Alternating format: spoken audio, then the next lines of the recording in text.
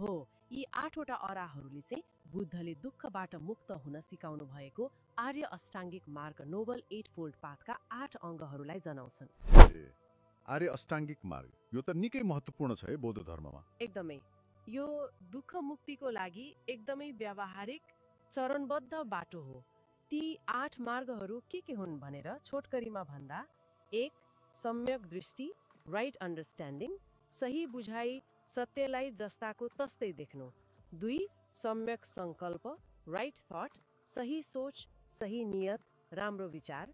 3. सम्यक वचन, right speech, सत्य मिठो हित हुने बोली। 4. सम्यक कर्म, राइट एक्सन, नैतिक काम, कसैलाई हानि नगर्ने। 5. सम्यक आजीविका, राइट लाइभलीहुड, सही तरिकाले जीविका चलाउने, अरूलाई नोक्सान नपुर्याउने पेशा। 6. सम्यक व्यायाम, राइट एफर्ट, राम्रो काम गर्न र नराम्रो काम छोड्न गरिने सही प्रयास। 7.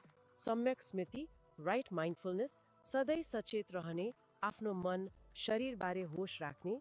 8. सम्यक समाधि, राइट कन्सन्ट्रेसन, सही एकाग्रता, ध्यान।